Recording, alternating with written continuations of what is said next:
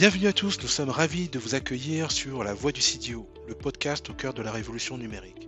Rejoignez-nous pour découvrir les coulisses de la transformation digitale des organisations avec des experts, des dirigeants, des visionnaires qui ne se contentent pas de suivre les tendances ou de les théoriser, mais les façonnent jour après jour dans leur travail quotidien avec leurs équipes, leurs partenaires métiers ou leurs clients. Dans chaque épisode, nous discutons de manière pragmatique des stratégies, des usages, des technologies et des implémentations qui redéfinissent notre monde d'aujourd'hui. Des IA à la blockchain en passant par la cybersécurité, les data lakes ou les digital workplace ou toute autre innovation qui transforme notre pratique au quotidien. Les succès comme les échecs nous intéressent. Ils sont le fruit de notre capacité à faire progresser nos organisations au bénéfice de celles-ci, des utilisateurs et des clients. Efficacité, croissance, productivité, expérience client, chiffre d'affaires, nouveaux business models, engagement employé, tous ces objectifs sont recherchés par nos invités qui décrivent leur expérience concrète sur le terrain pour nous faire progresser ensemble. Pour les leaders actuels et de demain, abonnez-vous dès maintenant à la Voix du CTO et restez à l'avant-garde du changement. Embarquez avec nous dans cette aventure passionnante et grandissons collectivement dans cette période de changement continu qui s'accélère tous les jours. Voilà, écoutez, bonjour à tous et merci Johanna et Jean-Patrice d'être présents avec nous. Bonjour Dawson pour ce premier épisode de ce podcast que nous animons ensemble, La Voix du CDO. Et le sujet d'aujourd'hui, eh bien, c'est des applications concrètes de l'intelligence artificielle à travers les expériences de nos invités qui vont se présenter très rapidement tout à l'heure. Juste pour donner un ordre, une idée du contexte général, hein. Bien entendu, depuis novembre 2022 et la sortie publique de ChatGPT, eh on parle d'intelligence artificielle à tous les coins de rue, mais finalement d'assez peu de vraies réalisations concrètes dans le monde de l'entreprise ou dans le secteur public, alors que l'intelligence artificielle est aussi un domaine qui n'a pas émergé seulement depuis novembre 2022, mais depuis déjà même plus d'une dizaine, quinzaine d'années, en tout cas dans le monde de l'entreprise. Alors, quels acteurs dans le projet? Quels sont les résultats de vos réalisations concrètes? Quels sont les succès, les écueils que vous avez pu rencontrer, et puis bien entendu les expériences et retours d'expérience qui en découlent? Quels sont les prérequis d'un vrai projet d'intelligence artificielle? Quelle génération d'intelligence artificielle vous avez utilisée?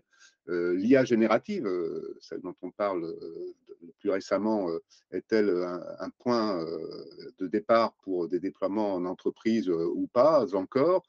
Des exemples concrets, quels bénéfices constatés? Voilà, c'est tout cela qu'on aimerait pouvoir aborder et surtout vous écouter et tirer le fruit de vos propres retours d'expérience, de réalisation concrète. Voilà. Donc, merci encore une fois d'être avec nous pour ce premier épisode. Et bien, Johanna, je te laisse te présenter, puis bien entendu ensuite Jean-Patrice. Merci Miguel et merci Dawson pour cette invitation. Alors, effectivement, tu l'as dit, l'intelligence artificielle n'est pas née hier. Bon, déjà, elle est née en 56, donc ça fait un certain temps. Moi, j'ai commencé à faire de l'IA très, très tôt parce que j'étais en 3e année. On m'avait recruté pour être un attaché de recherche, enfin vacataire de recherche au CNRS dans un projet d'IA qui s'appelait Reseda à l'époque. Bon, bref. Et donc, à partir de ce moment-là, j'ai un peu dévié. J'ai fait une thèse en intelligence artificielle et je suis partie en ESN. Tout ça, c'était pas très jeune pour faire de l'IA. Donc, on a commencé à faire des applications d'intelligence artificielle industrielle dans les années 90 autour de ce qu'on appelait à l'époque système expert. Ensuite, qui dit système expert dit modélisation des connaissances, entre autres, simulation du raisonnement humain. Et donc, autour de ces problématiques de connaissance, d'accès à la connaissance, j'ai créé ma propre structure qui s'appelait Nemesia, ce qui m'a amené à toute une série d'évolutions professionnelles. Et je suis aujourd'hui Chief Digital Officer d'un cabinet d'avocats. Dans ce contexte, effectivement, l'IA, on va y revenir. Finalement, je reviens à l'IA aujourd'hui. C'est pas du tout la même IA, c'est clair. Mais les questions qui se posent restent effectivement, celles que tu as évoquées, restent un peu les mêmes. Voilà. Donc, on utilise de l'IA aujourd'hui, là où je travaille, et on va en utiliser de plus en plus. Merci, Johanna. Ouais.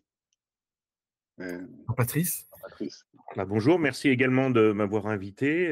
Donc moi, j'ai plusieurs casquettes en fait. Effectivement, j'ai commencé au Cilia il y a pas mal d'années. Moi, c'était en 93, dans l'école et dans mon école, etc. Je voulais d'abord mettre quelques définitions pour qu'on soit d'accord sur les termes qu'on emploie. Effectivement, l'IA existe depuis les années 50-60, 1900, j'entends. Donc il y a deux pour moi, en tout cas quand je fais les présentations, je pars sur deux types d'IA. Il y a ce qu'on appelle l'IA symbolique et l'IA non symbolique. La symbolique, un peu tout ce qu'on a mis sur les arbres de décision. Donc j'imagine que les auditeurs sont férus du sujet, mais je préfère quand même repositionner certains points. Sur cette partie non symbolique, en général, si on essaye de modéliser la connaissance ou l'expertise humaine, donc, c'est-à-dire qu'on a les données, c'est l'expert qui les transmet dans l'arbre de décision, à l'opposé du non symbolique qui est représenté plutôt par tout ce qu'on appelle les simulations de réseaux de neurones, les réseaux de neurones, qui là, pour le coup, ont besoin de beaucoup de données pour pouvoir faire des apprentissages. Et aujourd'hui, on arrive à un moment, en tout cas avec l'arrivée de ChatGPT, où bien sûr, on est sur du non symbolique au sens où c'est pas un expert qui a donné sa connaissance, mais c'est plutôt un ensemble de connaissances, un ensemble de données qui ont permis à un modèle de faire sa propre idée quelque part de cette modélisation des connaissances. Et on essaye de le contrôler avec du symbolique, ce qu'on appelle maintenant couramment le RAG, qui est à grande mode depuis 6 mois et qui n'en finit plus de bouger toutes les semaines. C'est-à-dire que tous les jours, il y a des nouvelles annonces sur ce sujet-là, et on en reparlera plus tard, je pense, dans la présentation. Donc moi, comme je le disais, j'ai plusieurs casquettes. La première, c'est que je suis responsable du service de transformation numérique de Dauphine. Et dans ce contexte, je suis amené à travailler avec le Centre d'innovation pédagogique et je travaille sur tout ce qui est outillage des nouveautés pédagogiques. C'est un des sujets qu'on va aborder aussi, je pense, pendant le podcast, qui est la mise en place du tuteur virtuel depuis plusieurs années et qui est un assistant pour les étudiants afin de monter en compétences ou en assistance de l'enseignant. Donc ça, c'est la première casquette. L'autre casquette que j'ai, c'est que j'ai produit, j'avais créé, avant même de rentrer à l'université Dauphine, j'ai une société qui s'appelle Data Valoris, qui a produit en fait un moteur de génération et d'optimisation automatique de modèles de deep learning. Donc c'est-à-dire qu'on part d'un modèle, on définit les objectifs et le système trouve tout seul le modèle final. Donc ça marche très très bien d'un point de vue technique.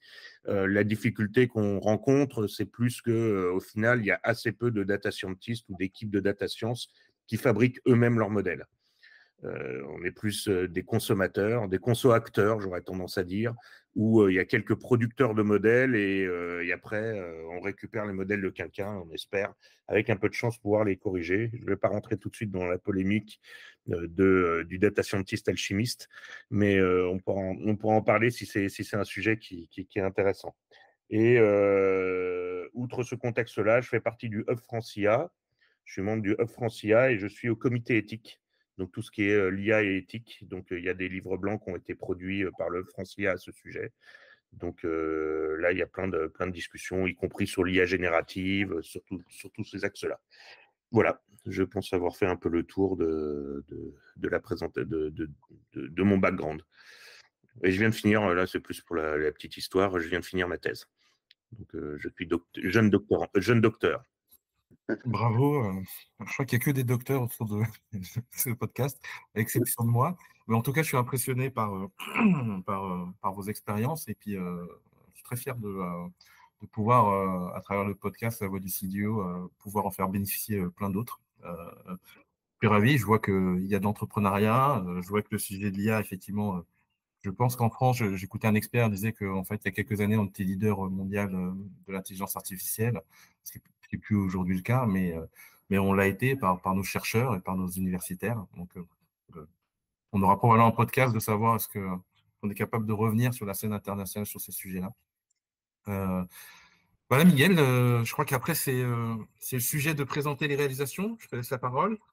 Exactement. Donc, je propose de commencer par Johanna, si tu veux bien nous décrire un exemple de réalisation concret et puis les retours d'expérience que tu as pu en tirer et qui seront intéressants pour nos auditeurs et sur lesquels on pourra bien entendu ensuite discuter et te poser des questions.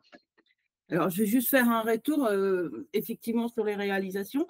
Donc, à l'époque où l'IA, effectivement, qui reposait sur la modélisation des connaissances donc ce qu'on appelait les systèmes experts, s'est mis en place, on a pu avoir des réalisations tout à fait concrètes. Alors déjà, c'était les premiers systèmes de reconnaissance d'images. Je me souviens d'un outil qu'on avait développé, alors là pour le coup, j'étais pas dedans, qui permettait de détecter les défauts de bois sur une chaîne, enfin quand il y a le bois qui est coupé et qui passe sur un tapis, il y avait des caméras doté donc d'outils d'IA qui permettaient de reconnaître les défauts, c'est-à-dire, je ne sais pas quoi, les traits n'étaient pas les bons, etc. Donc ça, c'était des premières applications industrielles qui fonctionnaient très bien. Et moi, j'ai travaillé, on a pendant 3 ans travaillé dans la structure où j'étais, sur un outil d'aide à la configuration des ascenseurs. Où on a mis en place la programmation par contrainte, bref, un certain nombre d'outils techniques en dehors de la connaissance des gens qui faisaient de la configuration des ascenseurs. C'est un outil qui a fonctionné. Donc, on a tendance à présenter, alors je ne veux pas non plus dire que tout était génial et que tout marchait très bien, il y avait plein d'échecs et je pourrais en parler à l'époque, mais sur des sujets très limités, très cadrés, où en plus la technique de raisonnement, donc ce qu'on appelait les inférences, était pas multifactorielle, on arrivait à faire des premiers outils, donc l'outil de la configuration des ascenseurs. La structure a été rachetée, mais je vois encore parfois des ascenseurs sur lesquels j'ai travaillé, parce que ça vit longtemps un ascenseur. On l'a mis en production.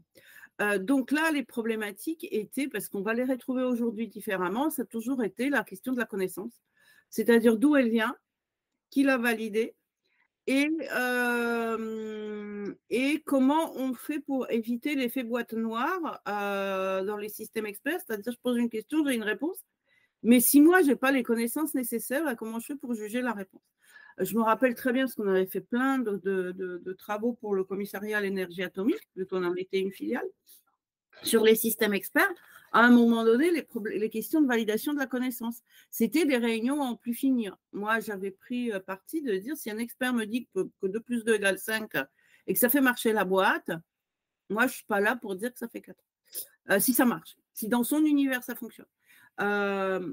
Et donc, en fait, après un saut et la remise en cause de ces outils qui ne fonctionnaient pas sur des problématiques larges, où effectivement, on ne savait pas ce qui se passait. Enfin bref, plein de choses qui ont fait que ça a été mis en veilleuse, même si les travaux continuaient.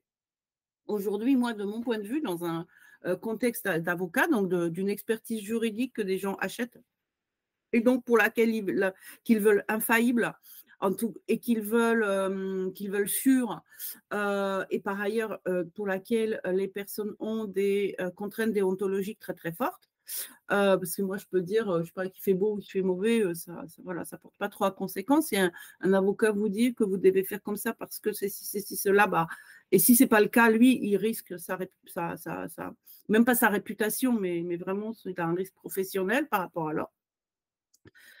On arrive en fait essentiellement à des problématiques de connaissance. Donc aujourd'hui, de manière très opérationnelle, quand il s'agit d'outils IA que j'appellerais invisibles, exemple DeepL, d'accord? DeepL fait de la traduction. Il y a de l'IA dedans, il y a plein d'IA dedans. Avant l'IA générative, il y avait déjà plein d'IA dans DeepL. Ça ne pose pas de problème, parce que j'ai relis la traduction, je suis partie, voilà. Globalement, ça ne pose pas de problème et ça pose même pas des problèmes métaphysiques aux gens. Quand il s'agit de l'IA professionnelle, c'est-à-dire de l'IA qui va répondre à des questions de droit, ça pose plein de problèmes. Et ça pose des questions. Bah, les questions, elles sont liées à la connaissance. Et moi, j'ai effectivement eu des avocats qui ont fait des tests sur ChatGPT qui racontent n'importe quoi. Alors, c'est évident parce qu'on sait sur quelles données il a été entraîné. Donc, à partir du moment où quelque chose est entraîné sur des données grand public, bah, c'est comme si vous me posez une question de droit, je vais aller sur Internet, je vais chercher dans Wikipédia, je vous donner une réponse. Je ne suis pas avocat et ça risque d'être totalement à côté de la plaque. Donc là, c'est un peu pareil. Donc nous, professionnellement, on a le vrai sujet aujourd'hui, j'irai venir dessus pour ne pas monopoliser la parole, c'est les données, d'où elles viennent. Bien sûr, les réponses, elles doivent être sourcées. Je dois pouvoir y accéder et de manière à ce que je puisse faire confiance à l'outil. Et je vais juste faire un tout petit parenthèse. On nous a proposé un outil, une legal tech professionnelle avec laquelle on travaille. Et pour aller vite, ils ont pris des données des blogs d'avocats. Donc, elles étaient sourcées. Oui, sauf que moi, j'ai des avocats qui sont des associés, qui ont 30 ans d'expérience en droit. Mais ils s'en foutent de ce qu'écrit un confrère sur un blog. C'est pas assez pointu. Ça, c'est super à nouveau pour des jeunes avocats. Mais donc, cet outil, on a été obligé de leur dire, bah, pour le moment, c'est pas assez pointu. C'est beaucoup mieux que ChatGPT sur beaucoup de sujets, mais eux, ils le savent parce que c'est le même niveau de connaissance. Voilà. Donc, on a vraiment cette problématique de la connaissance et on a un groupe de travail là-dessus, un autre sujet qui est aujourd'hui, les jeunes avocats se forment en faisant des tâches qui peuvent paraître à faible valeur ajoutée, comme par exemple faire des audits et faire des recherches pour acquérir de la connaissance plus pointue. Si demain, cette phase-là, elle est réalisée par les outils d'IA, le premier véritable arrive en juin, bah, comment on va former les jeunes avocats? D'accord. Bah, c'est super intéressant. Merci, Johanna. Super intéressant. J'ai noté plein de questions. Mais je vais laisser Patrice s'exprimer, je ne veux pas monopoliser. Et puis, tu nous donnes la transition très simple, c'est comment on va apprendre aux jeunes étudiants avocats à pouvoir acquérir la connaissance. Et je crois que c'est la partie du domaine de Jean-Patrice. Oui, je suis qu'une partie de l'équation de ce problème-là. En tout cas, je fais les mêmes constatations que Johanna, c'est-à-dire que la vraie question est l'IA, pourquoi et à quelle fin, et comment l'utiliser de manière pertinente. C'est vrai que quand on a vu l'effet waouh de ChatGPT auprès du grand public, il faut être très clair, c'est impressionnant. C'est très impressionnant. Maintenant, après, je dirais un peu plus d'un an de tests et de valorisation et de tests de ces plateformes-là, ce que l'on constate, c'est que c'est très utile pour les experts eux-mêmes pour s'accélérer certaines de leurs tâches, mais aujourd'hui, ça n'a pas le niveau nécessaire pour pouvoir remplacer un expert, que ce soit un enseignant, un avocat, même quelqu'un dans le domaine scientifique. Il ne faut pas se leurrer, ce n'est pas capable. Moi, on a fait des tests sur la partie développement, ça atteint vaguement le niveau d'un junior. Vaguement, hein. Donc, c'est-à-dire qu'en fait, il est capable du meilleur comme du pire, comme c'est des générations statistiques de réponses, ça moyennise en fait quelque part la réponse. Donc, moins on est précis dans la réponse, plus c'est une moyenne, et plus on est précis, plus on peut tomber sur un domaine qu'il n'a jamais vu. Donc, du coup, il va faire ce qu'on appelle halluciner. L'hallucination, en fait, n'existe pas pour ChatGPT. Il faut qu'on arrête de parler d'hallucination, donc c'est facile, mais en fait, ChatGPT hallucine tout le temps, mais au même titre qu'un humain. En fait, c'est ça aussi qui est intéressant. C'est-à-dire que si on pose des questions, il y a 99% des êtres humains qui, sur une question dont ils n'ont pas la réponse, voudront donner une réponse, qu'elle soit vraie ou fausse, et selon leur capacité de conviction, on va croire que c'est vrai ou que c'est faux. Donc, on est à peu près dans la même chose. L'objectif de ces outils d'IA qu'on appelle les large language models, les LLM, c'est vraiment de produire du contenu, quoi qu'il en coûte. Vu qu'on va reprendre des éléments de langage qu'on entend un peu partout, le fait que ça hallucine, on dit que ça hallucine parce qu'on a conscience que c'est faux. Mais c'est l'humain qui décide que c'est une hallucination. En fait, c'est toujours des hallucinations. Maintenant qu'on a dit ça, nous, notre problème que l'on a sur le tuteur virtuel, alors d'abord, nous, on a commencé le projet avant que les LLM existent. Donc, on s'est posé la question de comment on pouvait faire les choses. Donc, on a commencé d'abord par essayer de comprendre, est-ce que je peux prendre une vidéo d'un enseignant et en tirer des informations, donc en retirer les entités relations, pour pouvoir, lorsqu'un étudiant pose une question, lui dire, va voir la vidéo à la minute 5, etc. bon, faut être très clair, il y a 5 ans, ça ne marchait pas. Et je ne suis même pas sûr qu'aujourd'hui, ça marche énormément, mais en tout cas, c'est quand même largement meilleur. Donc après, on s'est basculé, on s'est dit, bah, donc, dans ce cas-là, vu qu'on a pour faire cette entité-relation, on va demander à l'enseignant de fabriquer un graphe de connaissances. Donc on est parti sur l'idée de faire un graphe de connaissances. Et là, on s'est heurté à un nouveau problème qui est bah, comment demander à un enseignant de faire un graphe de connaissances. Alors, OK, un enseignant, on peut avoir le centre d'innovation pédagogique, un ingénieur pédagogique qui va se mettre à côté de l'enseignant et auquel ils vont soutirer toutes les connaissances et la substantifique moelle de leur cours, à partir aussi du support. Je pense que ça, c'est Johanna peut aussi faire ça peut-être avec des avocats. Le problème de ce graphe de connaissances, c'est que c'est très coûteux à générer.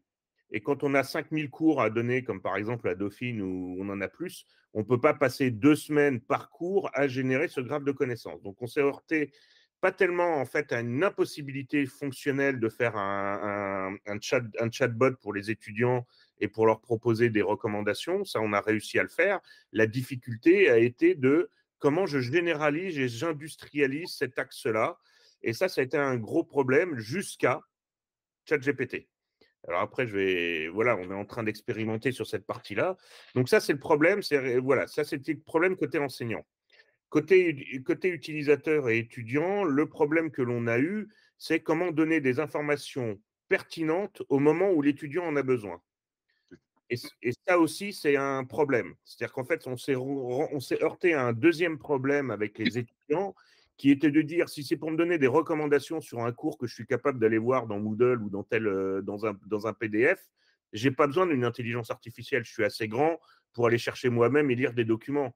Donc là, on s'est heurté au deuxième problème, qui est de dire, mais comment rendre le chatbot intéressant pour l'étudiant. Donc, on a donné la visibilité dans un troisième temps du graphe de connaissances à l'étudiant. Donc ça a donné une information qui était intéressante, qui intéressait les étudiants pour le coup, qui est de dire mais où est-ce que j'en suis dans les connaissances, quels sont les objectifs pédagogiques que j'ai atteints, quelles sont les connaissances que j'ai acquises vis-à-vis de toutes les connaissances qu'il faut que j'acquière pour pouvoir avoir mes points, mes ECTS, pardon, ou où est-ce que j'en suis par rapport à mes petits camarades. Donc ça donnait un petit peu un côté ludique qui commençait à être intéressant, mais ça ne compensait pas le fait que demander une recommandation et lui dire d'aller voir dans le cours le chapitre 3.1.2, ils n'ont pas besoin de nous, ils n'ont pas besoin d'une IA pour le faire. Et là, pour faire ça, on est en train de travailler sur une expérimentation avec ChatGPT pour la double dimension, qui est comment aider l'enseignant à générer le graphe de connaissances à partir de ses supports de cours. Donc, en fait, comment lui faire un profil petit à petit. On va créer un premier graphe, on va lui demander de le corriger, et ainsi de suite. Donc, en fait, comment accompagner l'enseignant dans cette réalisation. Donc, on est en expérimentation. Donc, si ça marche, on va résoudre notre problème d'industrialisation. Et la deuxième question qui était de dire, plutôt que d'aller dire à l'étudiant, va voir le cours à tel endroit, lui mettre entre les mains un chatbot à la ChatGPT, où il pose sa question sur le cours, et le chatbot, avec l'aide du graphe de connaissances qui l'encadre, va lui proposer une réponse. Alors là, on se retrouve dans une nouvelle problématique, qui est la problématique qu'exprimait Johanna, parce que du coup, c'est la même. On n'a pas le droit de donner une information non pertinente et non réelle à un étudiant. On ne peut pas déontologiquement leur dire voilà, 2 + 2 = 5, alors que ce serait une erreur en mathématiques classiques. Donc, du coup, comment faire en sorte, en fait, notre question, c'est une fois qu'on aura établi la problématique de comment générer le graphe pour les enseignants, comment avoir un échange qui soit constructif avec les étudiants, comment garantir, si ça déjà ça marche, comment garantir que ce que va répondre le chat GPT, disons le GPT qui sera utilisé, je ne sais pas si ce sera Llama, Mistral ou n'importe quoi, comment faire en sorte pour que ça fonctionne, pour qu'ils ne disent pas d'erreur. Donc ça fait partie de l'expérimentation qu'on est en train de faire et on devrait avoir des premières réponses d'ici 2 à 3 mois. Donc là, on a vraiment enlevé tout notre moteur de recommandation passé, tout notre système de gestion du chatbot passé, et on a remplacé ça par une intégration. Donc là, pour l'instant, en toute transparence, vu qu'il faut qu'on parle un peu pratique, je pense d'un point de vue pratique, en fait, on a fait le parti pris d'utiliser pour l'expérimentation le meilleur LLM du marché. Donc aujourd'hui, on teste sur OpenAI, parce que c'est pas, aujourd'hui, il n'y a pas de la compétition, même si elle commence à arriver. Voilà, si on arrive à faire quelque chose avec OpenAI, on partira du principe que la technologie est prête sur le sujet. Et après, on se posera la question de comment j'optimise, comment je l'internalise. Est-ce que Mistral va permettre de faire la même chose? Etc. Donc, on se posera les questions d'internalisation et d'optimisation après coup. Donc, voilà, c'est vraiment ce qu'il faut voir, c'est vraiment cet axe-là. C'est-à-dire que d'un point de vue opérationnel, on fait une expérimentation en partant du principe en prenant en compte les contraintes qui ont empêché l'industrialisation passée, donc la mise en production à grande échelle, pour les intégrer dès le départ dans la réflexion et dans l'expérimentation. Voilà, j'ai d'autres sujets à dire, mais je vais laisser la main, je pense, à Johanna, puis il y a peut-être des éléments à rajouter ou à préciser sur ces sujets-là, quoi.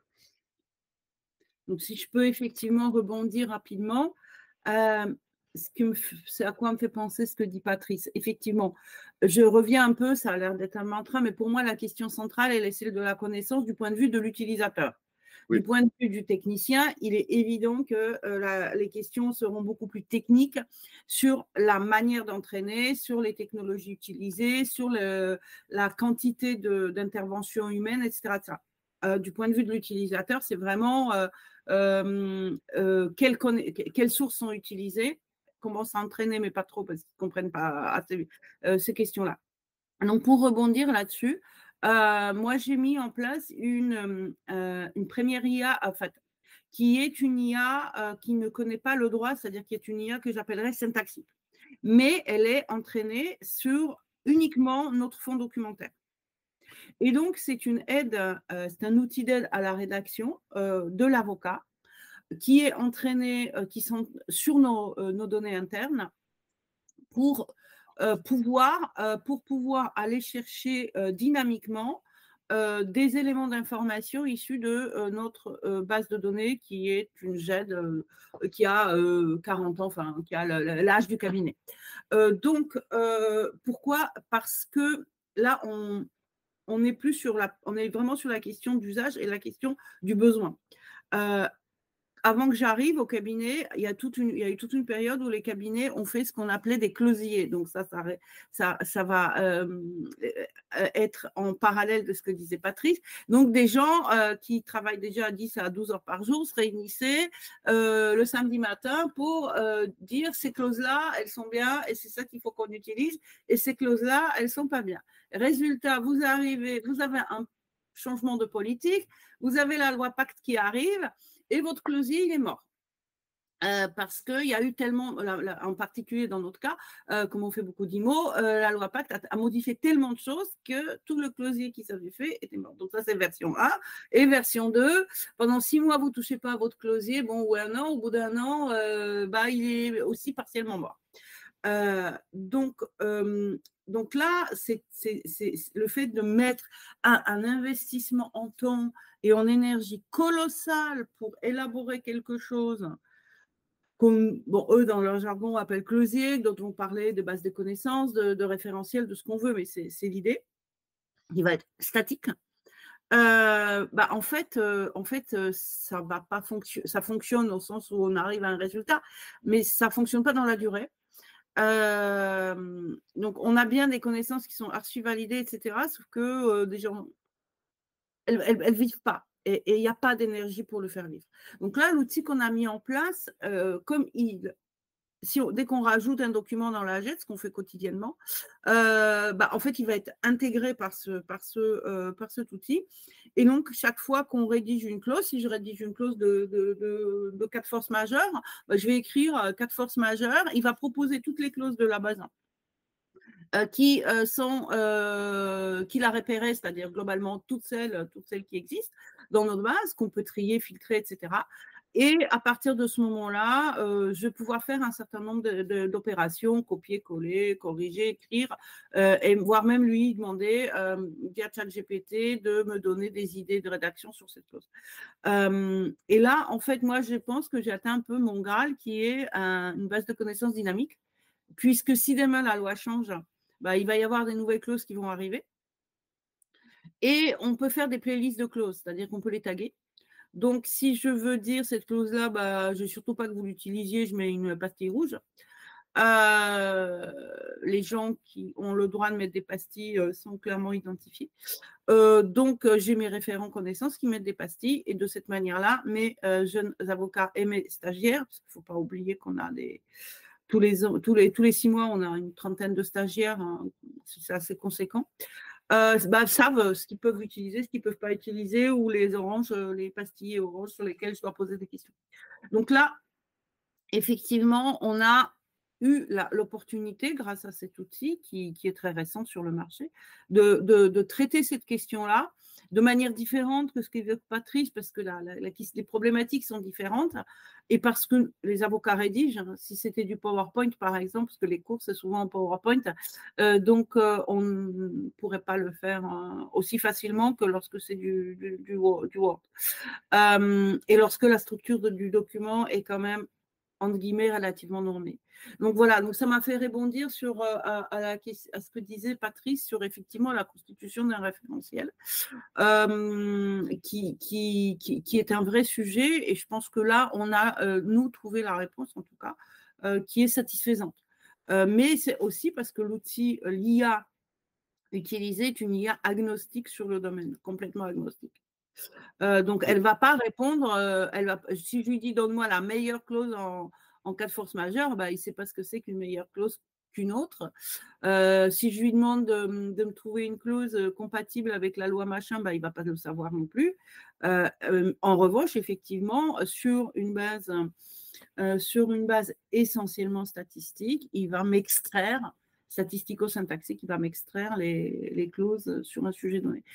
Donc ça, c'est un exemple d'application très concrète où on va utiliser l'IA sans d'ailleurs, enfin honnêtement, les gens s'en fichent de savoir que derrière cet outil, il y a de l'IA ou pas, parce que ce qu'ils voient, c'est effectivement que ça répond à leurs besoins très concrets. C'est ça, c'est le résultat direct, en fait, concret. Mais ça c'est une question justement sur laquelle je voulais rebondir, parce que, en fait, dans tous ces processus finalement que vous décrivez l'un et l'autre, Johanna et Jean-Patrice, il y a un investissement très important, de nombreuses itérations, d'après ce que vous avez décrit, pour arriver déjà de votre côté au résultat. Donc déjà, ça pose même une question de retour sur investissement. Qui finance aussi, et avez-vous l'appui de votre hiérarchie, entre guillemets, pour justement avancer sur ces projets, parce qu'ils prennent du temps. Et donc, ça veut dire que s'ils prennent du temps et qu'on investit, il y a forcément en objectif un retour sur investissement, quel qu'il soit en l'occurrence. Ça, c'est le premier point. Et le deuxième point, comment vous embarquez les utilisateurs et vos parties prenantes, en fait, dans ce processus itératif pour l'améliorer. Et, voilà, et quel est aussi le bénéfice qu'ils attendent, du coup, s'ils sont engagés également dans ce processus de leur côté. Je ne vais pas monopoliser la parole, donc je vais laisser la parole à Jean-Patrice. Non, mais après, Johanna. Jean-Patrice, vas-y. Sur les processus. Alors, pour processus, l'itération, le retour sur investissement qui permet aussi dans une organisation, parce que c'est pour essayer de se projeter, si je dois faire la même chose dans mon entreprise, dans mon organisation, comment j'arrive à convaincre d'aller dans tout ce processus itératif, d'investir, et comment mesurer justement ce retour sur investissement. Je ne sais pas si j'ai une réponse globale à cette question, mais déjà, il y a la première chose qu'il faut voir, c'est qu'il y a quand même beaucoup d'entreprises qui ne sont pas du tout dans l'IA. En ce qui me concerne, par moment, j'accompagne ou j'aide la BPI sur certains sujets en tant qu'expert à ce propos-là. Et ce que je constate quand j'ai l'occasion de le faire, c'est que je me retrouve dans une sorte d'injonction contradictoire entre le dirigeant de l'entreprise et la réalité de son besoin, où souvent, ce qu'il se passe, c'est qu'il est persuadé que l'IA va résoudre tous ses problèmes. En tout cas, il imagine que l'IA est quelque chose de magique et que la réalité, au final, elle est beaucoup moins belle, dans le sens où, quand on l'écoute, en tout cas au début, tout ça, il a toutes les données qu'il faut, tout est beau, tout est fabuleux. Et puis, quand on commence à vouloir mettre le nez dans la réalité de son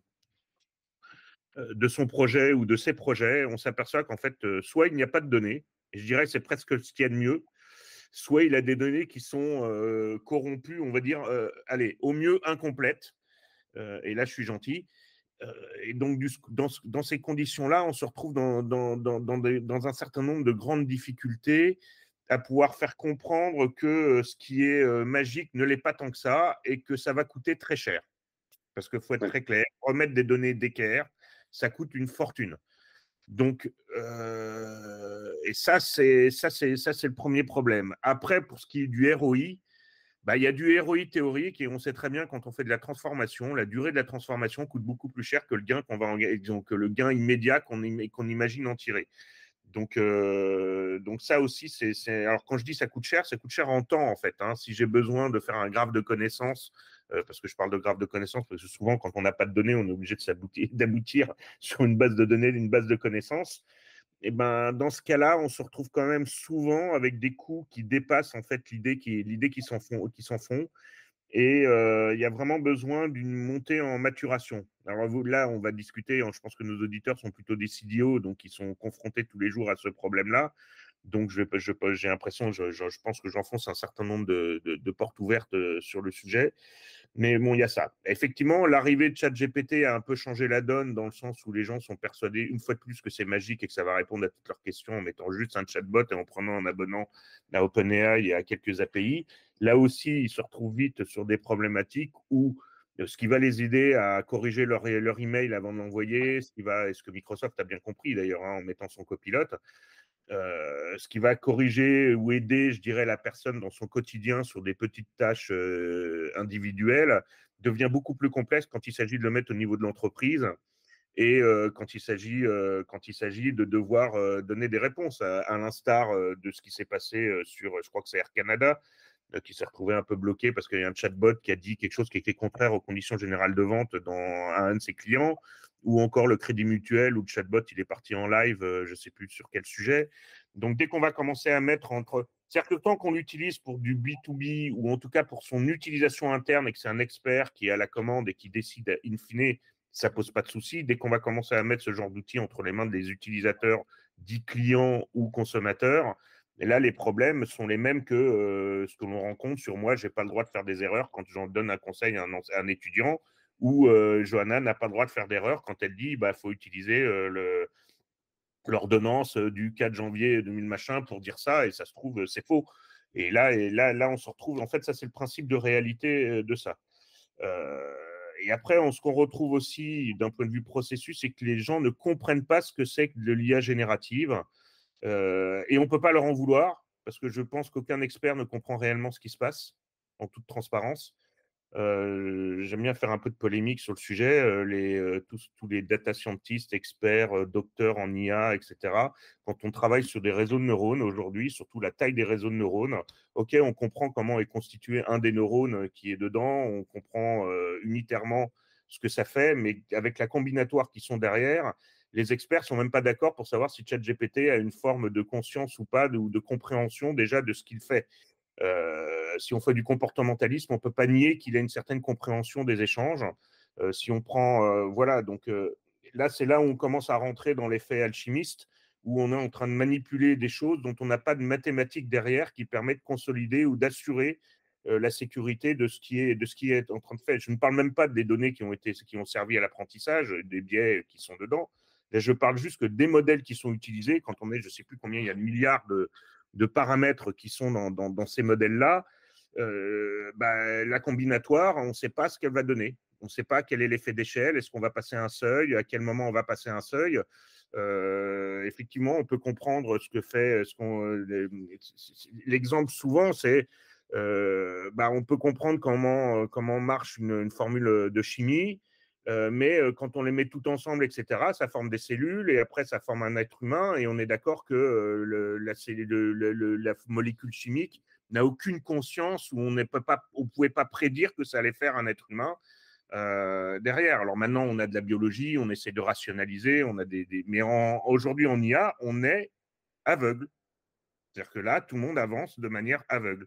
Alors, ça fait un peu polémique en disant ça, mais on est vraiment sur, alors j'ai toujours du mal à le dire, mais sur de l'ultra-crépidarianisme, où on pense qu'on comprend et au final, voilà, on ne comprend pas. Et c'est valable même pour les data scientists, je pense que les CDO dont vous faites partie, faut avoir conscience de ça, qu'aujourd'hui, on manipule des concepts et des objets qui ont été créés dont on ne sait pas, on ne sait pas ce que ça va donner. Alors certains disent crier on va mourir dans 6 mois, d'autres qui disent il faut qu'on continue, il n'y a pas de souci. Donc ça, je laisse les prédicateurs travailler. Mais dans les faits, il y a un gros travail qu'il y a à faire là-dessus, et c'est, je pense, une des rares fois où on a une production humaine qui dépasse les niveaux fondamentaux, en fait, la recherche fondamentale. C'est quand même un cas particulier où on est en train de produire des outils, des objets qui dépassent notre compréhension de leur fonctionnement.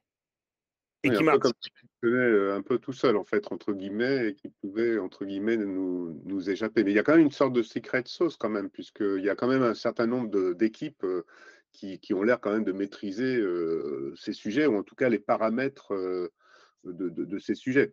Non, Enfin, tu n'y crois pas. Je pense qu'ils ne maîtrisent pas.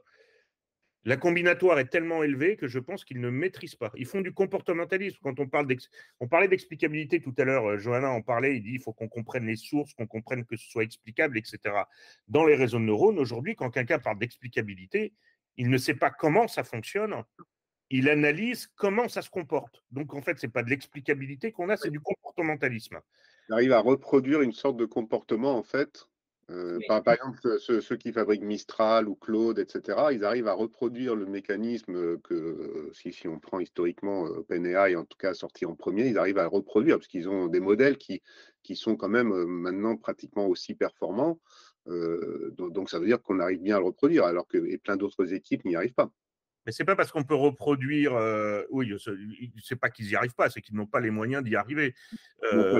Il ne faut pas oublier cette partie-là. Hein. Quand on a eu 10 000 GPU pendant 3 ans qui tournaient, moi, je ne sais pas faire. Hein. Moi, j'aimerais bien pouvoir faire, hein, mais voilà. Alors après, il y a des astuces. Ils vont utiliser OpenAI eux-mêmes. En fait, ils utilisent l'API d'OpenAI pour faire apprendre à leur propre modèle, et ainsi de suite. Puis, ils ne sont pas partis d'un modèle qui n'avait pas appris, hein, je pense. Hein. Mistral, ils n'ont pas tout réappris. Hein. Je pense qu'ils sont partis d'un modèle qui est déjà existant, qui a déjà appris. Ils ont fait du fine-tuning, mais à grande échelle, et pas juste trois documents. Donc, c'est mon intime conviction. Je ne suis pas chez OpenAI. Il faudrait peut-être discuter avec un des fondateurs de Mistral pour lui demander à partir de quel modèle ils sont partis. Mais si on regarde, il y a des arbres phylogénétiques des modèles de LLM qui existent, et on voit quelles sont les races de modèles qui sont là, voilà, et on a le Lama qui a donné ça, le Lama 2, le Lama 3 qui a donné, etc. Donc, il y a quand même, on ne part pas de rien. Et ce qu'il faut bien voir, c'est que tous ces modèles-là, ils ont quand même un modèle initial qui a lui-même appris sur un certain nombre de données, et on n'a pas de connaissances sur les données qui ont servi à apprendre. Mais moi, je me focalise, parce que c'est un peu mon dada, je me focalise plutôt sur le modèle. Et ce que je dis, que ce soit le modèle d'OpenAI, celui de Mistral, celui de Gemini, celui de Google, celui de Facebook ou autre, l'AMA de Facebook, on ne sait pas comment ça marche. On sait comment ça marche d'un point de vue unitaire. Je sais les modèles de Lego. Mais ce qu'on ne sait pas, c'est pourquoi, en ayant mis 7 milliards, 100 milliards, 1000 milliards, d'un seul coup, on a quelque chose qui est capable de discuter avec un être humain et de se faire passer pour un être humain. Ça, on n'a pas cette information. Bon, on sort un peu du domaine de la réunion d'aujourd'hui, donc on pourra faire un autre sujet, je pense, sur ce point-là. Mais pour revenir dans le côté opérationnel, aujourd'hui, les entreprises sont un peu perdues. Moi-même, parfois, quand je discute avec certains data scientists, ils sont un peu perdus parce qu'il y a des nouveautés tous les jours. Il y a 2 semaines, on parlait tous de LangChain. Maintenant, on commence à parler de LangGraph. Donc, il y a des évolutions, des modifications. Il y avait une étude qui disait que les RAG, c'était très bien, mais que maintenant, les RAG qui ne sont pas basés sur des vecteurs DB, mais sur des graphes DB, sont plus performants que les… Donc, en fait, ça bouge tout le temps. Et ça, c'est une des complexités qu'a l'expert face au problème de l'injonction paradoxale dont je parlais tout à l'heure, qui était de la magie versus la réalité.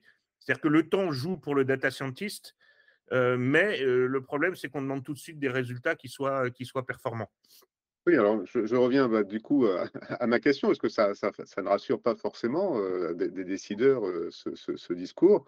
Et Johanna, comment justement prouver ou démontrer que ça vaut la peine d'investir et pour quel retour sur investissement et à quel terme? Alors, ce qu'il faut voir, c'est que dans les professions intellectuelles, en tout cas, la notion du retour sur investissement, chez nous en tout cas, c'est pas quelque chose qui est très pertinent, c'est pas quelque chose qui est très utilisé. Moi, je parlerais plutôt du retour sur l'efficacité. C'est-à-dire, un avocat vend des heures. Bon, on peut penser ce qu'on veut, mais c'est le fait. Donc, quand on leur dit, bah voilà, vous allez gagner du temps, ils disent, OK, mais je vais faire quoi avec ce temps? Parce que si je ne vends pas plus que ce que j'ai vendu avant, bon, finalement, quel est l'intérêt de la chose? En revanche, donc ça, c'est de manière très globale. Ensuite, ce qui est très, comment dire, ce qui prend comme une tache d'huile sans aucun accompagnement sur rien, je vais revenir sur l'accompagnement, c'est des choses entre guillemets simples. Elles ne sont pas simples forcément du point de vue technologique, mais elles sont pas en termes d'usage. Donc, je vais revenir sur mon exemple de DeepL, où on a souscrit très rapidement un abonnement corporate. J'ai un peu accompagné pour expliquer parce que le modèle de fonctionnement n'est pas archi simple. Et c'est clair que là, j'ai un retour sur investissement. Parce que quand vous recevez des centaines et des centaines de pièces en serbo-croate et que vous ne savez pas ce qu'il y a dedans, vous ne savez pas s'il faut les faire traduire ou pas par un traducteur assermenté. Peut-être que sur 300 pièces, vous n'en aurez qu'une. D'accord. Donc là, on les fait toutes passer par la moulinette d'IPEL. Et ensuite, on ne fait traduire par le traducteur assermenté que les éléments dont on a besoin réellement à produire en tribunal. Et donc là, les frais de traduction ont chuté de manière tellement significative que l'abonnement et la facilité d'usage est telle que, et par ailleurs, ceux qui connaissent les langues sont capables de dire oui, la traduction, elle est suffisamment correcte pour qu'on s'y retourne. On n'est pas une maison d'édition, on ne fait pas de littérature, donc voilà. Donc là, on est sur un exemple d'un outil qui va utiliser de l'IA. Le fait qu'il utilise de l'IA, c'est même pas un sujet. On regarde la qualité sortie et le gain de temps. Parce que le traducteur assermenté, c'est aussi du temps. Je vais lui envoyer le doc et je vais attendre un certain temps pour qu'il me le renvoie. Là, c'est du quasi instantané. Donc là, ce n'est pas une discussion. Lorsque j'ai parlé tout à l'heure de l'outil qu'on utilise pour la connaissance sur les clauses, etc., il s'appelle Henchman. Là, ça correspondait au rêve des associés. C'est-à-dire que quand je suis arrivée, on m'a dit, moi, j'aimerais, voilà, pas aller dans la jet, chercher, voir, télécharger le document pour m'apercevoir que ce n'est pas le bon, retourner. Moi, je suis en train de rédiger, j'ai besoin de retrouver une portion de document dans laquelle je sais que je me souviens plus du document, je sais que j'ai déjà rédigé un truc similaire ou mon collègue a rédigé un truc similaire, je vais pouvoir le retrouver. Et donc, à partir du moment où l'outil répond à un cas d'usage qui a déjà été identifié comme étant un pain point majeur, quand les fondateurs ont présenté l'outil dans une réunion Teams comme ça, il y a eu l'adhésion a été instantanée parce que ça correspondait vraiment à la façon de travailler. En revanche, là, du coup, je vais répondre à la question de comment on embarque. Oui. Et bien là, je me suis rendu compte que, mais je parle juste de mon périmètre et aussi du fait que j'ai quand même pas, je ne travaille pas dans une structure de 100 000 personnes. On fait de l'accompagnement individuel. On va s'installer avec la personne. J'ai un collègue qui travaille dans mon équipe qui a une double compétence, qui est juriste et qui se forme au digital pour avoir les deux. Donc, lui, il est juriste, il est capable. Donc, il prépare par rapport à la personne. Elle fait du droit social, elle fait du droit des entreprises, elle fait de l'IMO, mais dans l'IMO, il y a les baux commerciaux, enfin, bref. Et il va y aller avec son jeu de questions et il va commencer à montrer toutes les fonctionnalités de l'outil à la personne et ensuite, il l'accompagne dans la prise en main. Et là, on va avoir, sur l'accompagnement, on va avoir une problématique de réflexe, qui à nouveau est lié à la nature de la profession. Moi, quand je suis arrivée au cabinet, j'avais des gens qui n'ouvraient pas un navigateur tous les jours. Ils allaient sur Internet, pas tous les jours. Bon. Donc là, ils ont le bouton Henchman qui est dans Word, hein, ils ont pas, mais c'est le réflexe d'appuyer. Voilà. Donc il y en a qui l'ont, il y en a qui l'ont pas encore. Donc on les accompagne, on a la donnée sur l'utilisation.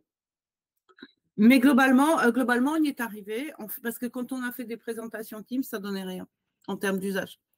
Oui. Donc là, on fait de l'accompagnement individuel et là, ça fonctionne très bien. Et toutes les IA maintenant qu'on teste, on le fait de la même manière. C'est un one-to-one.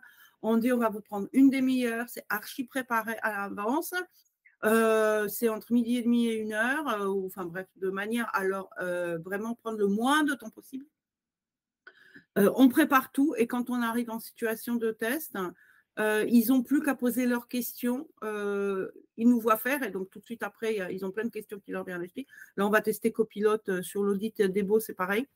Okay. Pour voir si Copilote peut avoir une utilité complémentaire en situation d'audit, etc., etc. Donc voilà, donc moi, je n'ai pas trouvé d'autre solution que de l'accompagnement individuel pour être certaine que c'est compris, c'est assimilé, que les réflexes sont pris, qu'on a répondu à toutes les questions et surtout le réflexe. Pour moi, pour que les gens utilisent quelque chose, il faut qu'ils cliquent. Ça ne sert à rien de leur mettre le bouton le plus gros possible. C'est des gens qui font du droit. Donc, ils ne le voient pas. C'est tout. Voilà, on peut discuter sur la cognition, tout ce qu'on veut. Ils ne le voient pas, ce bouton. Oui. Donc, voilà. Donc là-dessus, et donc, je voulais juste rebondir par rapport à ce que dit Jean-Patrice. C'est très intéressant. C'est que nous, on est quand même un cas très particulier. On a nos données et ces données textuelles. D'accord? Par exemple, s'il s'agissait des données clients, des données machin, des données trucs, alors là, je serais dans le cas des personnes dont parle Jean-Patrice. C'est une autre paire de manches parce que personne n'a jamais réfléchi sur la constitution. Donc, les données clients, voilà, il y a de tout. Il vaudrait mieux commencer à zéro à la limite parce que sinon, ça serait l'enfer. Là, on a la facilité, c'est qu'on a des données textuelles. Qui sont tous les conclusions donc pour la partie contentieux et tous les contrats pour la partie transactionnelle qui sont rédigés depuis que le cabinet existe. Donc, c'est nos données, oui. C'est pourri, mais ce n'est pas grave parce que c'est du textuel. Et in fine, on cherche des portions. D'accord? On va chercher, parce que je rédige à un moment donné, si je rédige, je vais rédiger un paragraphe sur un sujet donné ou sur une action donnée ou sur un risque ou ce que vous voulez. Donc, du coup, je vais être que là-dessus. Et par ailleurs, on est bardé de bases de données professionnelles, donc comme Lexis, Dalloz, Lexbase, etc., qui vont répondre aux questions de droit qui répondaient avant et qui nous promettent bientôt de répondre de manière plus fine, plus structurée, plus ceci, avec l'arrivée de l'IA de Lexis à partir de juin. Voilà. Donc, c'est là où... Et sinon, je rebondis complètement. Moi, je pense que les prédictions, soit on n'aura plus de boulot, enfin, les gens n'auront plus de boulot, soit. Enfin, c'est bien d'être Madame Irma parce qu'on est payé à dire ce qu'on a envie de dire à l'instant où ça nous passe par la tête. Donc, c'est super. Hein. Madame Irma, c'est pareil d'ailleurs. Mais moi, personnellement, j'ai trop de bouteilles, j'ai trop vu de prédictions et ensuite la réalité qui a suivi que pour vraiment y attacher beaucoup d'importance. Oui, pour revenir sur le côté Madame Irma, je suis tout à fait d'accord avec Johanna. On verra bien. Voilà, moi aussi j'ai un peu de bouteille, donc. Et puis j'ai une confiance infinie sur la capacité d'être humain à trouver du travail, à se trouver du travail à faire.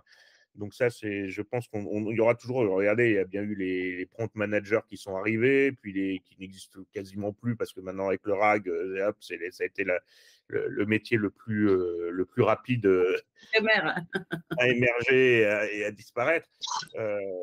Voilà, donc de toute façon sur ce côté, il y a des métiers qui vont disparaître, il y a des métiers comme toujours. Il y a des métiers qui vont peut-être se professionnaliser grâce à ça, parce que ceux qui sauront utiliser l'IA auront un avantage sur ceux qui ne savent pas l'utiliser. Oui. Donc, effectivement, peut-être que les avocats qui auront pris le réflexe d'appuyer sur le gros bouton rouge vont peut-être être plus performants et donc gagner plus de marché plus tard et ainsi de suite. Et donc, il y aura une sélection naturelle de ceux qui savent utiliser les outils, de ceux qui ne savent pas les utiliser. Maintenant, tous ceux qui fabriquent les solutions où ils présentent, je suppose, là je parle sous contrôle de Johanna, mais comme ils le disent, ils vont eux intégrer les logiciels en ligne qui permettent de voir le Dalloz, ils vont intégrer de l'IA dedans et donc ils vont arriver. Donc en fait, on reste quand même consommateur de ces services d'IA de manière indirecte, à marche forcée ou pas à marche forcée. Et voilà, donc on est quand même on va dire qu'il y a quand même deux catégories. Tous ceux qui utilisent l'IA de type IA génératif, c'est quand même des consommateurs, c'est quand même des solutions qui sont intégrées ou qui sont intégrées dans les systèmes d'information ou qui sont intégrées. C'est vraiment de la consommation d'IA. C'est pas de la production. Si par contre je vais dans le milieu de la santé, là on se retrouve avec des data scientists ou des CDO qui ont des équipes qui sont là pour développer les IA qui vont détecter le mieux possible le cancer du petit doigt, tout ce qui est santé. Et là, il y a vraiment de la recherche et il y a vraiment de la production d'IA au sens où ils essayent de construire des modèles. Alors, ils essayent de faire la même chose que pour les LLM, avoir des modèles fondations qui peuvent permettre de détecter n'importe quel type de maladie de manière générale. Donc ça, c'est un peu le vœu pieux de ces sociétés dans le milieu de la santé. Voilà, mais on se retrouve vraiment avec deux catégories, les utilisateurs et les constructeurs. Et les constructeurs, il y en a de moins en moins, voire ça commence complètement à disparaître parce qu'il y a quelques gros. Je veux dire, moi, je ne peux pas fabriquer mon LLM dans mon coin. Et si je pense qu'en prenant Mistral et en rajoutant un graphe de connaissances, je deviens un producteur d'IA, ce n'est pas vrai. Je suis juste qu'un consommateur qui a fait de l'intégration de briques et qui a produit quelque chose qui va me rendre service. Donc, il faut ramener ça à côté business. Il faut vraiment ramener ça à côté business. Est-ce qu'il y a un intérêt? C'est ce que disait Johanna. Moi, je n'ai pas de problème d'adoption parce que du jour au lendemain, en fait, c'est quelque chose qu'ils voulaient depuis une éternité et je l'ai présenté et tout le monde a adhéré parce que c'était important. Donc, le triptyque d'un projet d'IA, c'est vraiment gouvernance, c'est-à-dire est-ce qu'il y a vraiment un besoin, est-ce qu'il y a vraiment un gain, que ce soit un gain financier, un gain d'efficacité, un gain marketing même, quel que soit le gain, est-ce qu'il y a un gain, est-ce que j'ai les données et est-ce que j'ai le modèle? Et c'est là, après, selon les cas de figure, après, il faut travailler à partir de ce triptyque. Et un projet d'IA réussi, il intègre ce triptyque dès le début de son projet. Je sais où je veux aller, je sais les moyens maximum que je veux mettre dedans, je maîtrise mes données, je choisis le bon modèle et à partir de là, on arrive parce que dans la gouvernance, il y a aussi les contraintes de mise en production qu'il faut prendre en considération. On ne t'entend pas. Il faut avoir les bonnes compétences aussi. Il faut avoir un data scientist ou quelle est justement d'ailleurs la bonne compétence à part des profils comme les vôtres. Mais tout le monde n'est pas docteur en IA. Donc comment recruter les bons profils pour être sûr justement de ne pas aller dans tous les sens? Est-ce que tous les data scientists sont au fait de l'intelligence artificielle? D'abord, c'est difficile d'en recruter. Il n'y en a pas non plus des tonnes sur le marché. C'est effectivement des métiers, je dirais, qui sont émergents suite à cet engouement et à cette arrivée technologique. C'est là où je pense l'expérience que vous avez en tant qu'expert et encadrer les équipes est indispensable. Il y a l'encadrement, effectivement, qui est indispensable. C'est-à-dire qu'il faut avoir la vision, quelqu'un qui porte la vision. Qui ait quand même les connaissances techniques pour pouvoir comprendre si ça va dans le bon sens ou pas dans le bon sens. Donc, c'est peut-être là où le CDO est important. Et voilà, mais toutes les boîtes n'ont pas les moyens de se payer un CDO ou des data scientists ou tout ce qu'il faut. Souvent, c'est plutôt sur des missions ponctuelles avec des sociétés, avec des ESN. Faut être très clair. Donc, ils ont peut-être tendance aussi un petit peu balader les clients parce qu'au final, comme toutes les ESN, si on regarde sur la place de marché, maintenant, sont devenus expertes en IA. Je ne sais pas où ils ont trouvé leurs experts, mais d'un seul coup, on peut se poser la question. Mais bon, ça, je laisse les sociétés, quand elles font leurs appels d'offres, c'est là où elles sont un petit peu embêtées pour faire leur appel d'offres. Tout à fait. Peut-être prendre des assistances à maîtrise d'ouvrage pour aider à dépatouiller les réponses aux appels d'offres. Ça, c'est peut-être un conseil à donner. L'autre point, c'est moi, si j'étais une entreprise qui n'a pas beaucoup de moyens et qui a besoin de recruter, j'opterais plutôt pour un data engineer que pour un data scientist, personnellement, parce que le cœur du métier, c'est la donnée. Il faut quelqu'un qui maîtrise en interne tous ces flux de données, tous ces axes-là. Trouver un data scientist ou un data analyst qui va venir analyser les données, ça n'a d'intérêt qu'à partir du moment où j'ai mes données.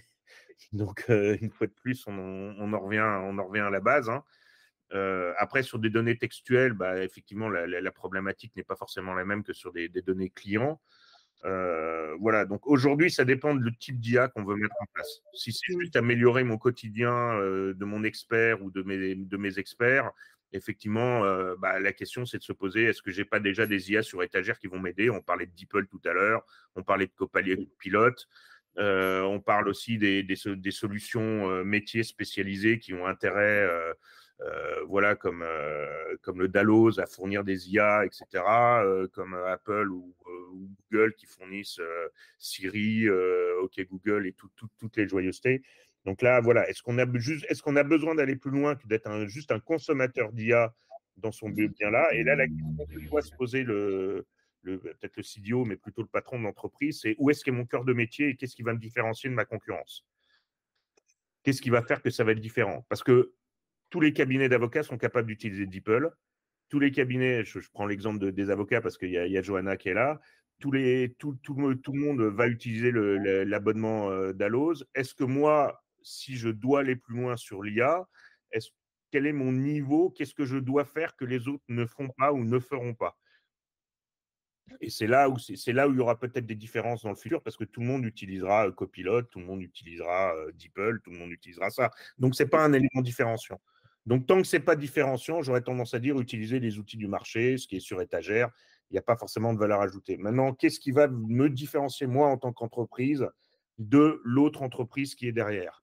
Alors, effectivement, moi, comme je travaille à Dauphine, on n'a pas ces questions-là de manière directe parce que nous, on rend un service public. Le côté retour sur investissement, c'est où est-ce qu'on investit au mieux l'euro qui est fourni par l'État ou qui est fourni par les inscriptions des étudiants. Donc, les enjeux ne sont pas les mêmes. On n'a pas d'objectif de rentabilité. Par contre, on a une obligation de rendre le service et rendre le meilleur service auprès des étudiants, dont l'objectif, c'est qu'ils rentrent à Dauphine et ils doivent sortir avec leur diplôme. Et le fait qu'ils ne l'aient pas ne doit pas venir de Dauphine, de l'université. S'ils ne l'ont pas parce qu'ils ont décidé d'arrêter, parce qu'ils doivent aller aider leur grand-mère malade, etc., là, dans ce cas-là, voilà, là, on n'a rien à faire, mais c'est un problème exogène. Nous, il ne faut pas que le fait de ne pas avoir le diplôme soit un problème endogène qui est du fait « Ah ben moi, je n'ai pas pu avoir mon diplôme parce que je n'ai pas réussi à discuter avec l'enseignant. » Et ça, ce n'est pas acceptable. Tout à fait. Je parle pour moi, je ne parle pas pour Dauphine, je parle de manière générale. Je dis juste que voilà, le souci, il est là. Donc, chacun va avoir ses problématiques et en fonction de ses problématiques, de choisir. Donc, après, est-ce qu'on doit consommer? Est-ce que c'est différenciant pour Dauphine? Il n'y a pas de question de se différencier forcément énormément d'autres universités parce qu'on a tendance à vouloir partager, disséminer. Voilà, si on arrive à faire le tuteur virtuel, là, dans sa dernière version, arrive à démontrer qui permet de se généraliser, de s'industrialiser, dans ce cas-là, il n'y a pas de raison qu'on n'aille pas discuter avec Jussieu ou qu'on n'aille pas discuter avec d'autres universités pour dire voilà, on a réussi à faire ça et il n'y a pas d'enjeu. Oui. Alors après, la compétition avec Coursera et d'autres trucs, ça c'est d'autres sujets, mais ils ne nous attendent pas pour le faire. Oui, tout à fait. Pour revenir à ta question, moi je pense que aujourd'hui il y a un autre sujet qui est à la fois dedans et un peu dehors, qui est que qu'on a vu avec l'arrivée de l'informatique pour automatiser un certain nombre de fonctions, c'est qu'il y a une non-volonté, pour moi, à l'instant T manifeste des organisations, à ne pas se pencher sur les processus administratifs. Mais ça, c'était déjà le cas il y a quelques années, parce que le RPA, il n'est pas arrivé avec l'IA générative, il est déjà là. Oui. Moi, je vois chez certaines des organisations que je connais en dehors de mon cabinet, pour lesquelles j'ai pu travailler, Aujourd'hui, si tu me laisses faire, je te simplifie les process, je les fluidifie, je mets de l'IA là où il faut, bien sûr, et donc, ipso facto, je vais avoir besoin de moins de monde. Donc, après, il y a toute une réflexion sur qu'est-ce que je vais faire de ces gens. Je peux les enfin, j'ai pas dit qu'il faut absolument les licencier, c'est pas du tout le sujet, mais en tout cas, il y a des questions à se poser. Moi, je vois dans certaines organisations très bureaucratisées, dans certaines entreprises, je parle pas de la fonction de l'État, très bureaucratisées, il y a moyen réellement de faire un gain d'efficacité très conséquent. Aujourd'hui, à l'instant T, il n'y a pas la volonté. Est-ce que c'est l'effet post-Covid? Est-ce que c'est la peur globale d'attaquer ces sujets, les syndicats, les réunions, les machins, enfin bon, bref, tout ce qui peut tourner autour. Mais il n'y a à l'instant T clairement pas la volonté. Et je l'ai vu même quand j'étais dans une ESN avant d'arriver au cabinet et qu'on parlait d'RPA aux organisations, c'était bon, on va le faire. Donc, c'était ce que disait Jean-Patrice tout à l'heure, le ponctuel versus le global. En ce qui concerne le ponctuel, je pense que tu réponds à un besoin très précis avec une solution qui fonctionne. Bon, effectivement, DeepL, c'est un bon exemple parce que voilà, il est générique, etc. Globalement, il n'y a aucun sujet. Voilà. Ça marche, ça s'adopte plus ou moins rapidement, etc. Ça fonctionne très bien. Bon, sur les sujets métiers, il y a la question de la connaissance, on en a débattu. Mais sur des problématiques globales, en dehors de la question hyper importante, voire très structurante de ce que disait Jean-Patrice, qui est la question de la donnée et de sa qualité ou de sa non-qualité aujourd'hui, il y a la question du fonctionnement global de l'organisation, les questions de proposition de valeur, de mes propositions de valeur, de ma relation client et en fonction de comment on y répond, donc de la révision complète du fonctionnement. Et là, aujourd'hui, il n'y a personne. Ça me fait penser, je vais conclure là-dessus, ça me fait penser quand dans les années 2010, on faisait, donc quand j'étais en consultante, etc., en transfo digital, on faisait le tour des entreprises du retail pour leur expliquer l'importance de la transformation digitale, du e-commerce, de la relation client, etc. Je vous en passe. Et qu'on nous disait qu'il était urgent d'attendre. Et donc, parce que ceci, bon, bref. Et donc, aujourd'hui, quand je vois depuis un an les noms de ces entreprises passer à la rubrique des faits divers en matière de fermeture, liquidation, procédure de sauvegarde ou autre, parce que je les ai toutes rencontrées à l'époque, ou presque toutes. Ben voilà. Moi, je ne suis pas étonnée et je vais être très cynique, je ne vais pas pleurer. On leur a proposé des solutions. Il y avait 15 ans, c'était il y a 15 ans, il y avait le temps. Il y avait le temps de lever certaines difficultés, voilà. Et certaines entreprises avec lesquelles on a travaillé, ok, ça a été compliqué. Il y avait des sujets qui ont été levés, qui n'étaient pas prévus, qui ont impacté l'organisation commerciale de la structure, par exemple, ok. Mais finalement, ils y ont mis le temps. On va dire à l'époque, ils avaient le temps, donc ils ont mis du temps. Ça ne s'est pas fait en un jour. Aujourd'hui, ils sont opérationnels, ils ont pu prendre la relève, ils n'ont pas trop souffert ils ont souffert du confinement comme tout le monde, mais ça n'a pas eu un impact fondamental sur leur chiffre d'affaires, etc., etc. Donc, aujourd'hui, sur beaucoup de questions, les services de RH, le marketing, la fonction finance au sens très, très large du terme, d'accord? Toutes ces fonctions-là, aujourd'hui, mais alors, il y a un blocage complet sur l'opérationnel, hein, d'accord, pour parler, il y a tout le monde, hein, c'est pour l'opérationnel.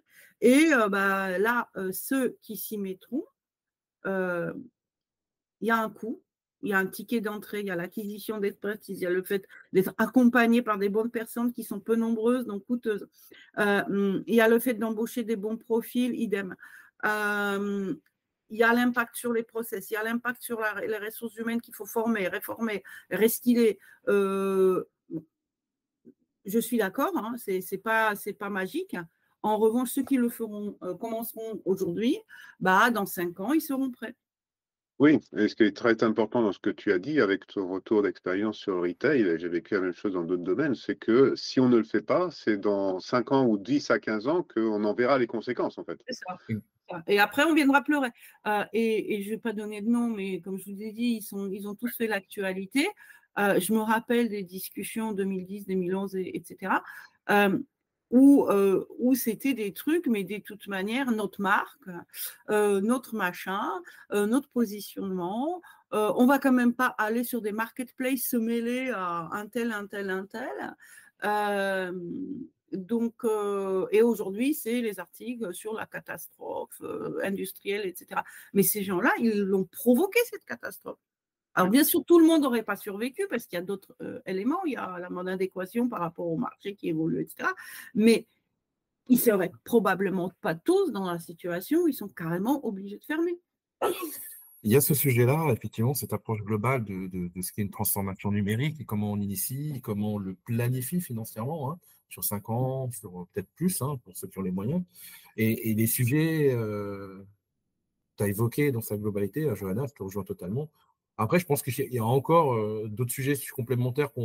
C'est un phénomène qui est un peu généralisé, qu'on revoit aussi sur tout ce qui est enjeu de cybersécurité. Aujourd'hui, on voit qu'on a 30 ans de retard sur ce sujet-là, que les gens ne sont pas formés, que là, on commence à avoir des écoles sur la cybersécurité, comme si le sujet n'avait pas existé avant 2024 ou 2023. Et là, je rejoins Johanna sur, bah oui, les sociétés se plaignent d'être piratées, d'être bloquées, d'avoir des ransomware. Et il faut aussi mettre les moyens de ses ambitions, aussi prendre conscience aussi du rôle d'un bon père de famille. Est-ce qu'on prend des assurances, des mutuelles pour protéger ses enfants? Ben, on a son entreprise. Qu'est-ce qu'on fait pour la protéger? Jean-Patrice. Oui, moi je voulais rebondir. Effectivement, la cybersécurité, c'est un vrai sujet, mais personne n'a vraiment les moyens de se protéger. Disons, je parle de petites sociétés, hein, je ne parle pas de grosses sociétés. Voilà. Moi, ce que je constate et ce qui me fait un peu peur, et effectivement, dans toutes les entreprises où j'ai que j'ai regardé, ou en tout cas que j'ai vu, à part quelques-unes, aucun des processus n'était modélisé.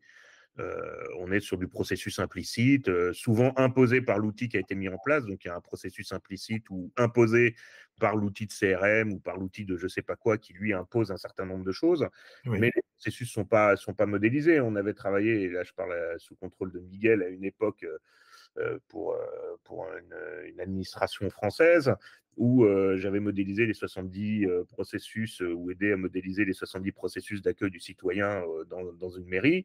Bon, ok, on a fait ça, mais les processus internes de la mairie, ils n'existent pas. Et je pense qu'aujourd'hui, si je retournais dans cette même mairie, ils n'existent toujours pas.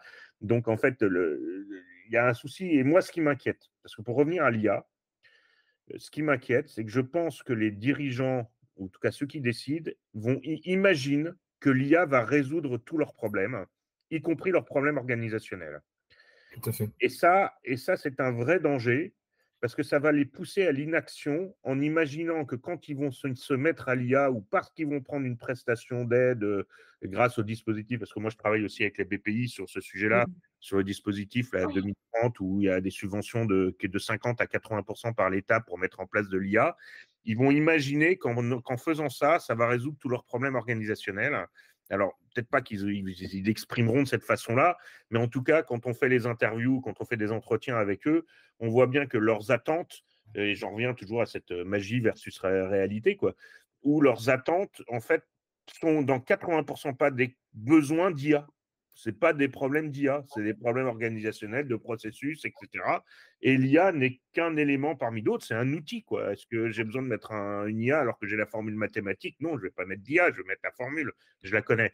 Donc, le problème qu'on a, c'est qu'il ne faut pas perdre de vue que la problématique, mais je pense que tous les auditeurs qui sont CDO sont confrontés à la même problématique. C'est-à-dire qu'en fait, on demande de mettre en place des IA ou de mettre des choses en place, alors que les processus ne sont pas formalisés et qu'il y aurait énormément plus de gains à optimiser les processus qu'à mettre de l'IA. Et voilà. Mais ce que je constate aussi, c'est que parfois, c'est arrivé quand je discutais avec certains décisionnaires, ils me disent, moi, je ne sais pas comment réformer mon entreprise, comment faire ces processus. Ils sont conscients qu'ils ne les ont pas et ils attendent du projet IA d'embarquer la réalisation des processus. Donc, en fait, c'est le projet d'IA devient une excuse pour forcer les collaborateurs à exprimer les processus. Et là, à la limite, je trouve ça dommageable, mais d'un autre côté, je trouve ça très bien parce qu'au final, ils vont peut-être s'y mettre grâce à ça. Mais tous les dirigeants n'ont pas cette clairvoyance ou cette vision des choses. Et je ne suis pas sûr que sur le long terme, que ce soit la BPI ou d'autres organismes qui aident, aient ça en ligne de mire et laissent faire les entreprises sur ces sujets-là. Parce que je dirais pas que c'est détourner un peu les subventions, mais c'est peut-être voilà. Mais ça leur permet l'excuse de le faire, et je trouve que c'est bien pour la pérennité de l'entreprise s'ils vont vers cette voie-là, qui est de dire voilà, j'en profite en même temps pour formaliser. De toute façon, pour que l'IA soit productive ou utile, il faut quand même quelque part que les processus soient formalisés. En tout cas, qu'elle s'appuie l'IA. Et ça, la tendance va être, voilà, on va se retrouver avec deux cas de figure, ceux qui vont vouloir de l'IA sans se poser la question en espérant que ça va tout résoudre, et ceux qui ont conscience qu'ils peuvent utiliser l'IA comme excuse pour forcer leurs collaborateurs un petit peu à se mettre au pas et à exprimer en fait leur quotidien. Oui. Ah, très, très intéressant. Peut-être, Dawson, si tu es d'accord aussi, une dernière question, peut-être, c'est sur, parce que Jean-Patrice, tu as cité en plus que tu faisais partie du comité éthique du France Hub IA, et on parle beaucoup justement de responsabilité, et l'Europe, la Commission européenne a voté le AI Act. Est-ce que c'est quelque chose qui vous semble important justement de réguler cette production d'IA? Est-ce que ça touche l'entreprise ou pas, ou ça touche que les éditeurs, enfin les producteurs d'IA, et non pas les entreprises elles-mêmes? Enfin, quelle est votre opinion? En plus, Johanna, dans le domaine juridique, j'imagine que c'est très sensible également. Donc, voilà, quelle est votre opinion respective? Alors, il y a plusieurs points. Donc, moi, je ne suis pas juriste, donc je ne vais pas m'exprimer sur l'impact de l'AI Act. En revanche, donc, du point de vue quotidien, donc ça, la première chose que j'ai dite, c'est que, bien sûr, les professions, en tout cas les professions réglementées, elles ont des obligations qui sont contrôlées par l'ordre. Donc, il y a toute une série de critères auxquels il faut répondre. Et dans notre cas, donc, comme je l'ai dit, le premier, c'est la source de l'information. Donc, l'histoire du fameux avocat américain qui a cité des jurisprudences non existantes, suite à quoi son confrère s'en est aperçu. Ils ont fini, bon bref, il a fini par être exclu de l'ordre aux États-Unis. Bon, elle a quand même fait le tour des cabinets. Donc, nous, aujourd'hui, par exemple, on a l'École française du barreau qui conseille explicitement à ses stagiaires, donc les gens qu'on accueille, de ne pas utiliser l'IA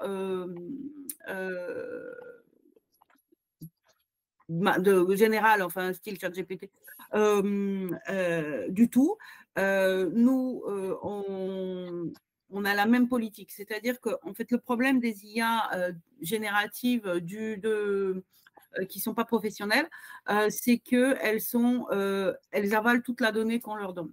Donc, si par mégarde, je lui donne le dossier et j'ai pas anonymisé, et donc il y a Madame Michu dedans, et il y a forcément des informations sur Madame Michu, et que par extraordinaire, quelqu'un pose une question sur Madame Michu parce que c'est un homonyme, il y a Madame Michu statistiquement qui va ressortir potentiellement.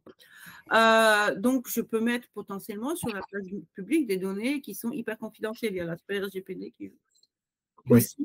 Et comme on n'a pas les moyens d'anonymiser les dossiers, parce qu'il y a tout le temps de la donnée quelque part dans les dossiers d'avocats.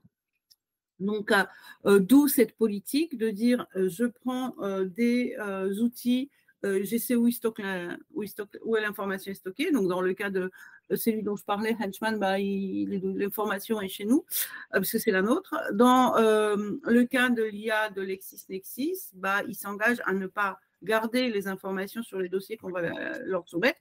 Et la donnée, elle vient de chez eux. Et donc, ça fait déjà 50 ans qu'on l'utilise, sauf que là, on va l'utiliser sous une autre forme. Mais c'est la même donnée, c'est les mêmes juristes, c'est les mêmes, voilà, c'est la même doctrine. Et donc, effectivement, nous, on est en train de. Donc, la donnée, elle doit être transparente. elle doit être validée par une instance de validation que je reconnais professionnellement. Donc, typiquement, les jurisprudences, jury classeurs, tous ces trucs, enfin, plutôt les jurys classeurs et toute la production Lexis, elle est validée parce qu'elle est signée. Elle est signée par un docteur en droit, un professeur ou un avocat, et donc on sait d'où elle vient, et elle a été publiée, donc elle a été par ailleurs validée par le comité de lecture interne chez Lexis. Donc pour moi, c'est une référence aujourd'hui. Quand elle sera ingérée par l'IA, ça sera la même référence quelque part. Donc, en revanche, professionnellement, déontologiquement, je ne peux pas utiliser une donnée dont je ne sais pas ce qu'elle vient faire là, d'où elle vient. Donc, et derrière, je pense que nous, on va faire une charte, justement, mais très, très simple, c'est juste pour cadrer les choses, en disant l'IA générative grand public est interdite. Sauf, bien sûr, pour le marketing, parce que bon, si tu veux réformuler ta phrase, mais ils auront copilote après. Si tu veux réformuler ta phrase ou je ne sais pas quoi, réfléchir sur un contenu de blog, why not, mais là, c'est complètement autre chose. Mais professionnellement, voilà, donc à l'instant T, c'est ça. Et je pense que là, pour le coup, on va apprendre en marchant. Ça va s'affiner au fur et à mesure de l'évolution des IA et de ce que nous proposent les éditeurs. Mais moi, je suis vraiment très, très axée IA. De ce point de vue-là, ça c'est étroit. L'IA professionnelle produite par des instances avec lesquelles je travaille déjà. Donc, je sais ce qu'elle me propose et la confiance est déjà là. Après, c'est sûr que si dans un an, enfin, il y a un problème et il n'y a plus la confiance, ça va être un vrai sujet. Jean-Patrice ? Je crois que le maître mot est la confiance dans cette histoire, mais dans le cadre du comité, disons, du groupe de travail éthique auquel je participe au Hub, donc nous, on produit un guide pratique qui permettra de savoir où est-ce qu'on en est dans la mise en place de l'éthique au sein de son entreprise ou au sein de son organisation. On n'est pas là, on ne se positionne pas avec ce guide sur dire qu'est-ce que c'est qu'une bonne éthique. Parce que le piège auquel on peut tomber, c'est de dire voilà, ça c'est bien, ça c'est pas bien. Est-ce que tuer quelqu'un c'est bien, est-ce que ne pas tuer quelqu'un c'est pas bien. C'est pas l'affaire en fait du guide. Le guide est de dire qu'est-ce qui pour vous est important en termes d'éthique, qu'est-ce qui doit et où est-ce que vous en êtes par rapport à l'application dans vos IA de ces règles éthiques qui sont à faire. Donc en fait, c'est un petit guide qui permet à la limite de fabriquer peut-être un peu sa charte éthique et de voir où est-ce qu'on se positionne par rapport à cette charte éthique dans l'entreprise, etc. Parce que forcément, l'éthique de la gendarmerie nationale n'est pas forcément le même que l'éthique de l'éducation nationale, qui n'est pas le même que celle de la Société Générale, etc. Donc pour moi, l'AI Act, je le vois comme une sorte d'éthique. C'est pas de l'éthique vu que c'est des lois, hein, mais je dirais c'est une forme d'application éthique au niveau européen. Donc c'est une méta-éthique qui est au-dessus, qui dit voilà, nous en Europe, voilà nos règles. RGPD en fait aussi partie. Donc en fait, il y a un certain nombre de règles qui s'appliquent, mais ça n'empêche pas, ça ne remet pas en cause l'éthique. Ils vont pas rentrer dans le détail de est-ce que j'ai le droit de fabriquer des armes pour Thales ou pas. Voilà, la question éthique est une question qui est à plusieurs étages et à plusieurs niveaux et qui n'est pas la même d'un État à l'autre, d'une entreprise à l'autre, d'une personne à l'autre. Et ça, le but, nous, en tout cas, on ne rentre pas sur ce que c'est qu'une bonne éthique, on rentre sur ce que c'est que quelle est l'éthique que vous voulez, est-ce que vous la suivez, est-ce que vous avez mis les éléments, tout en place pour que cette éthique soit respectée dans votre entreprise. Voilà. Donc, je n'ai pas plus de points à ajouter par rapport à ça. Je laisse Dawson conclure. Merci en tout cas pour votre participation. C'était un vrai plaisir de vous avoir et quel échange sur des sujets aussi pointus. Ce que j'entends là-dedans, c'est dans l'ensemble des échanges pour conclure, c'est que la source de la donnée, sur quoi on se base, sur quoi se base l'IA, la transparence aussi de l'outil, comment la comprendre, c'est que c'est des sujets qui nécessitent une prise en charge par des personnes. Voilà. Miguel, je te remercie. Jean-Patrice aussi, Johanna. Miguel, tu veux dire un petit mot peut-être pour compléter? Non, remercier nos invités. Hein, ça a été une discussion passionnante. Je pense qu'on a appris énormément de choses. Voilà, avec de très bons retours d'expérience. Merci à vous, merci Dawson, et on se retrouve dans notre prochain épisode. Et voilà, c'est tout pour aujourd'hui sur la voie du CDO. J'espère que cet épisode vous a apporté des idées précieuses et a ouvert de nouvelles perspectives sur l'utilisation de l'intelligence artificielle dans votre stratégie digitale. Si vous avez aimé notre conversation et que vous souhaitez soutenir le podcast, n'oubliez pas de le noter avec 5 étoiles et de laisser un commentaire sur votre plateforme d'écoute préférée. Votre soutien nous aide à grandir et à partager nos idées avec une communauté de plus en plus large. N'hésitez pas non plus à partager cet épisode à vos proches et sur LinkedIn et à taguer La Voix du CDO. Retrouvez-nous le mois prochain pour un nouvel épisode plein de surprises, d'innovations et des invités toujours plus inspirants. D'ici là, continuez à innover, à expérimenter et à diriger. C'était un plaisir de vous avoir accompagné aujourd'hui. À très vite sur La Voix du CDO.